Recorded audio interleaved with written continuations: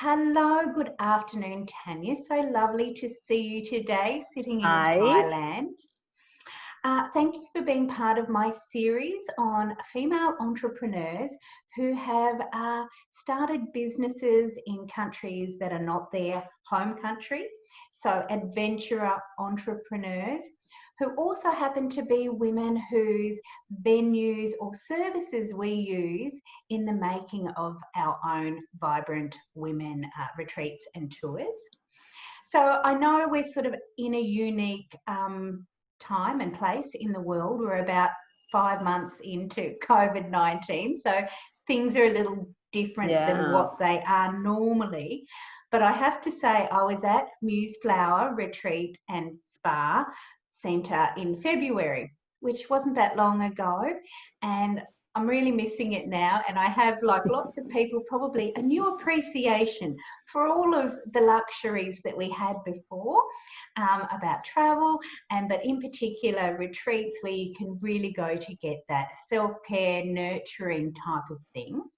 hmm So, which you guys do so well. I tell you what, I'm just dying for a Thai massage. It's my number one. When I can get somewhere, it's going to be my number Yes. one thing.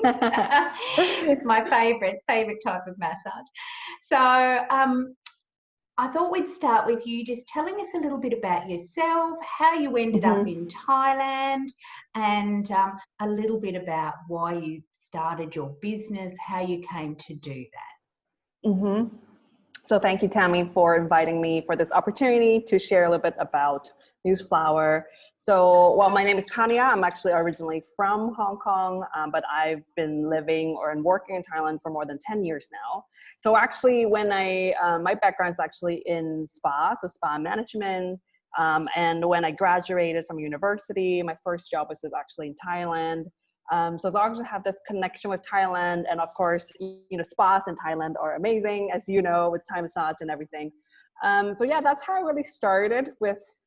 In Thailand, I was working, as an employee for 4 years, and then when I was 25, that's when my dad passed away, and I went back to Hong Kong.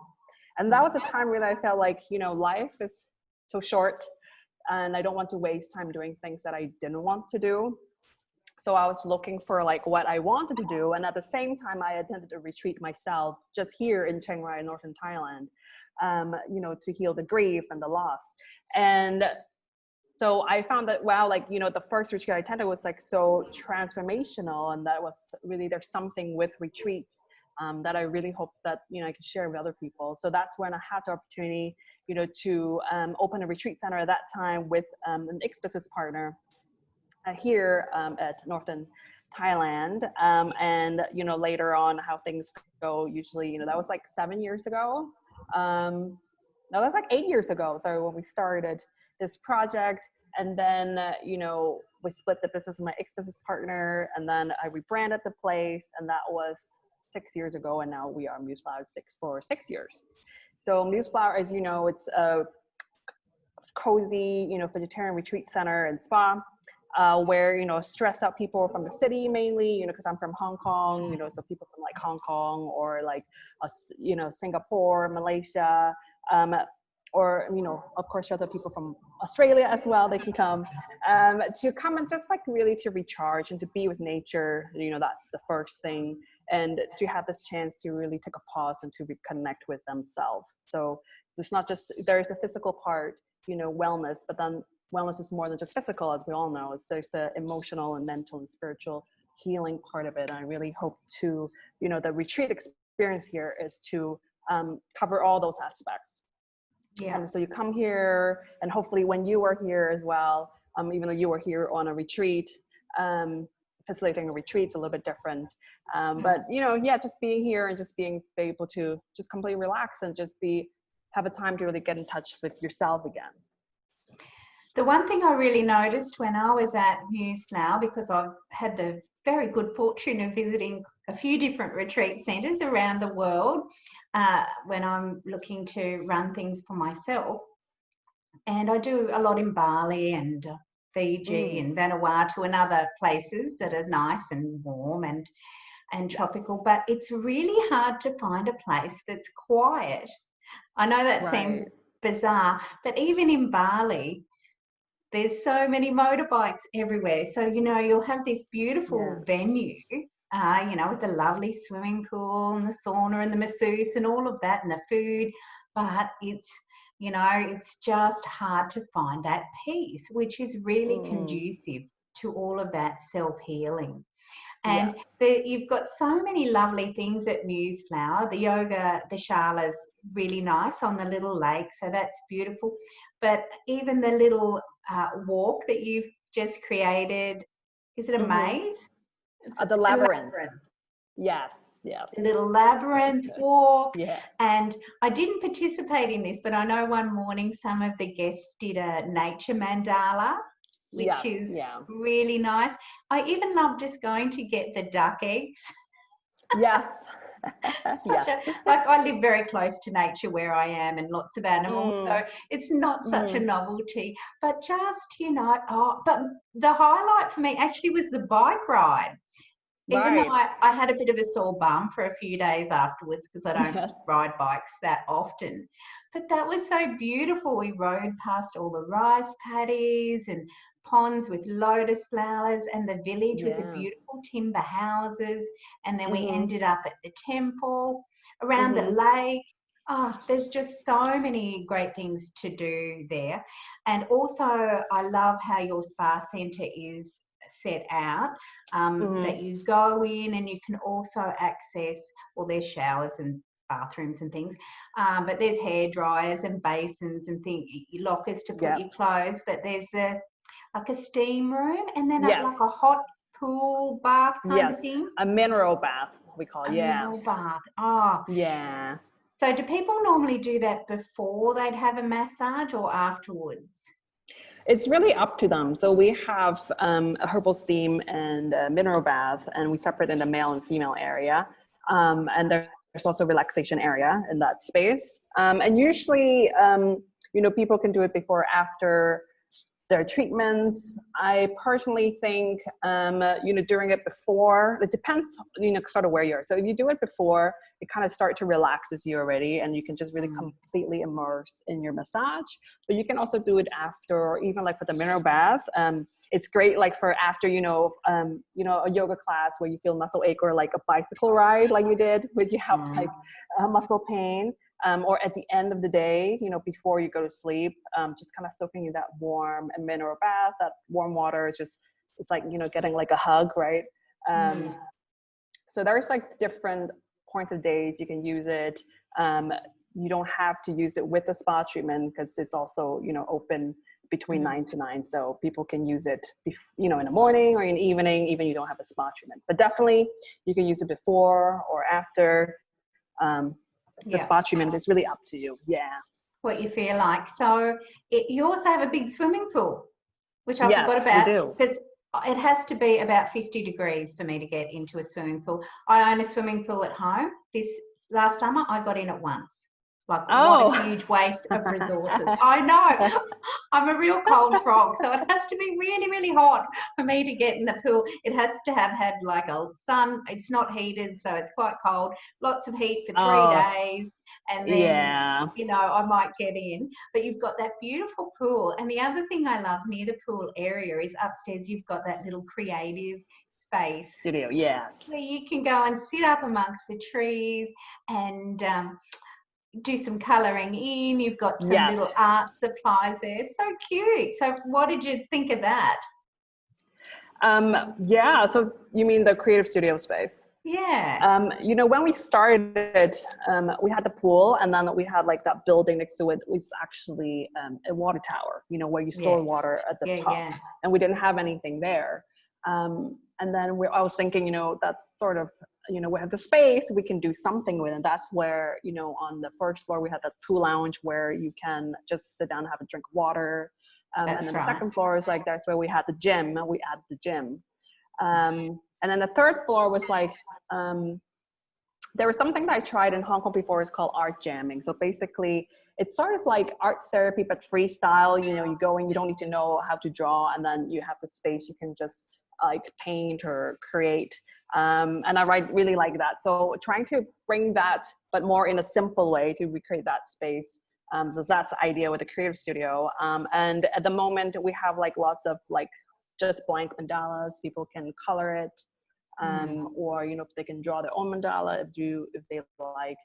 Just something else, you know, to try. You know, sometimes these are the things, you know, when we are in our daily life at home, you know, we thought like, oh, maybe it's nice to try, but we never got the time to, or we didn't make a priority to do it. So, you know, when you're at a retreat center, it's a time that you can really try out new things. And that's one of the things, you know, you can try it out and see how it feels.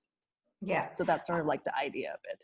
I absolutely agree, because I know when I've done my mindfulness retreats in Bali before, we leave watercolors and just some plain paper in the rooms. Now, I'm not I can't paint as such. I'd probably be better at colouring in, but you know, it doesn't matter. It can be abstract. Yeah. Just have a play around, because it's a day of silence. So there's no talking, and there's also no reading, no social media. It's not, you just for one day, just you can have a massage, swim in the pool, but no escapist activities like watching TV or something like that. But you can write, draw, and create. And the things that the women come out with at the end, and I'm sure 50% of them say, I never would have had a go at watercolours, Tammy. I just, you know, I don't have time. I don't own them. I would have thought I'd be no good at it. And I just immersed myself. And, you know, they're all beautiful in their own way. Nothing to do with something you want to hang on the wall, but just these beautiful creative expressions that people do. So I think retreats are really good for also, you know, just kind of kicking off that you know, because when you're busy and tired and stressed, your creativity can really dry up. It doesn't necessarily have to be the art type of creativity, because mine comes from cooking and gardening and different things. But you just kind of lose a bit of that when you're depleted. So it's really nice to see that come back in women. The other thing that's really nice, what you guys do, is because all the food is prepared, so you don't have to think about, and I love that you don't even have to make a choice about it. Do you know what I mean? Because I think if you've got a lunch group, it's probably like a buffet every day.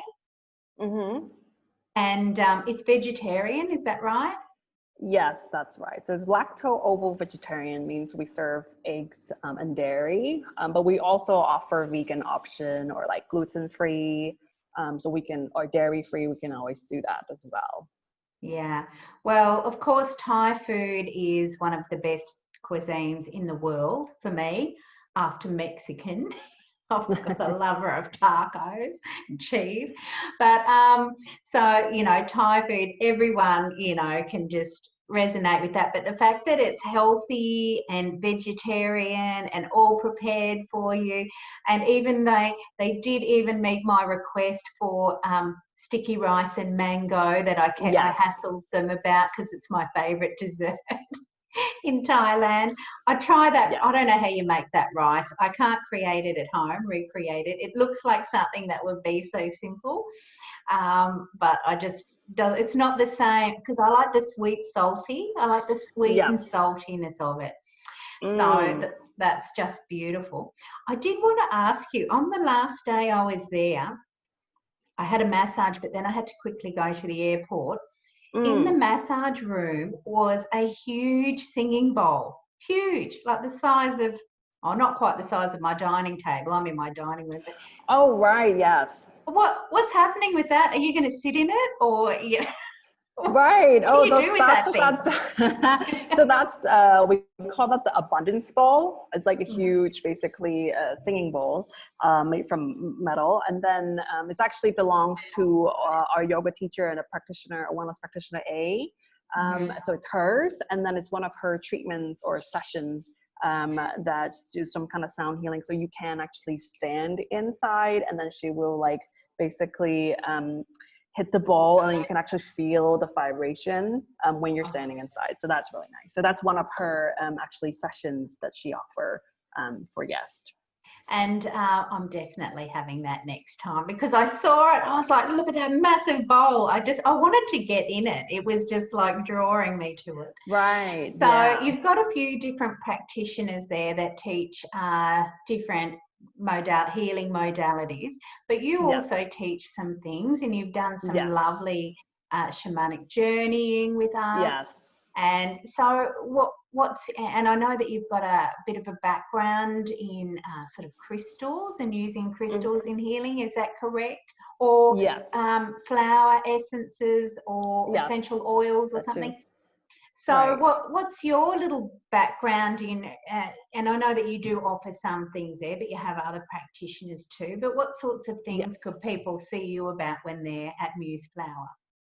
Yes, so I do a few things. I call myself intuitive soul guide. So the healing work that I do, so I'm trained in like energy healing with crystals and flower essence, which is to help with our emotions. And so now what I really do is sort of like there's two things. One is the intuitive healing, so based on intuition, and based on whatever the person needs, we choose different kind of tools for them. That's really mainly focused on healing like the emotions, the mind, and the energy. Another thing that I do actually, I call soul card reading. So I do like a card reading with not tarot cards, but oracle cards or guidance cards, which they can help to find some clarity into maybe, like sort of what's my next step in my life, or am I on a right path in the right direction? So what I do is really help people to step into their spiritual power by integrating sort of like these easy, simple spiritual practices in their life to help to improve their well-being, like meditation, for example, or, just introducing energy healing to people to experience, actually everybody can do energy healing. It's not just, some people who are like really gifted, but actually all of us can do energy healing. All of us can do meditation. So or all of us have intuition. We can all get in touch with our intuition. So these are sort of like workshops and classes that I do. Well, I'm feeling very warm and fuzzy just thinking about it all. And I'm wishing I was there right now and having a nice massage and a swim and so many yummy things that you can do. In fact, you had to stop me from like putting so much into my schedule because you just need to leave some time. Right. Yes. For people to access all of the different things that are available there. So it's a really unique location. It's in a quiet location. However, I have to say we went into the Saturday, I think it was Saturday night markets. Yeah. Went shopping and, we had pizza and ice cream, all the things we weren't having when we were being really good at, and, beers and stuff. So we had we did that. We went, we did some sightseeing when we were there too. We went to that amazing white temple, but I love the black temple. Oh, the black house. Right. An art gallery studio. That place just blew my mind. But also, I loved it when we went to the beautiful gardens up on the ridge. Doitong Mountain, wasn't it? Yeah. The mountain, right? Where they have the royal villa as well. We went through the royal villa, and I just loved the ethics, and that it was the king's mother, I think, that created this garden. Yes, the previous king's mother. So the current king's grandmother now. Yeah. Of course. Oh, yeah, yes. Sorry. I forget that he passed away a few years ago. So, yeah, she's created, and just how she worked with all of those border tribes and people to give people some new and different and good opportunities for their life and for work. So it was a really educational and beautiful opportunity for us. So when we can come to Chiang Rai, there's a whole lot just around you as well, not just inside your retreat centre. Mind you, you don't really want to leave. I had to drag people out. Oh, we went to the elephant place as well, which I don't normally have any animal tourism in my tours or retreats. That's just a personal choice. But the girls, we had a little bit of time and they'd read about this place, and it is truly a sanctuary. There's 100 acres for 6 elephants or something. Elephants Yeah. need a lot of space. This is the only place you can't touch them or climb them or, you just Yes. go to observe them. It truly is a healing place for elephants. So that was, Yes. and they put a beautiful lunch on for us. It's just, we just had the best time. So Yeah. I can't wait to visit you again. As soon as the borders open, book me into that day spa. I'm there. Yes. And the yoga, the morning yoga, I love as well. So many beautiful things and so easy to fill a day there with just soul nurturing activities. And I think once we come out of this whole thing, we're going to be seeking this more than ever. And I know I've got at least 4 retreats, different retreats in my mind planned that I want to be running there as soon as I can. But people can just come to as individual guests, which is really great because you don't have to be, I know I love my guests to come with me too, but in addition to that, you can stay longer, you could come a bit earlier, and you guys run your own retreats too, and you've got packages there that you can do at dates to suit you, so you're not stuck into that fixed date. So that's really perfect. So is there anything else that you'd like to add before we finish up? Well, just adding to what you said about the retreat packages. So just sharing a little bit more information about that. So we just have basically 2 retreat packages, very easy. So we have the yoga retreat package, and we have another, which is like, and then we have a spa package. So both of them are, have yoga and spa in it, but then the spa one is more focused on spa, or like if you're not really interested in yoga, you're interested in other kind of wellness activities, you can take that package. Or if you're you want to focus more on yoga meditation, but there is also spa included in that package as well. And like you said as well, when groups retreats coming here, they can also stay, just a couple nights before or after. As a normal hotel, you can do that as well. So thank you so much, Tammy, for inviting and sharing about Museflower. And I really hope when the borders reopen, we'll see you here again very soon. So thank you so much. For sure. And I'll put the link to your website below this video on YouTube, so people can just click through and have a look at those packages and see all the lovely photos and just for now dream about their next holiday there, because we're really looking forward to doing that. All right, well, you have a great day and I'll chat with you again soon. Thank you. All right, thank you. Bye. See ya.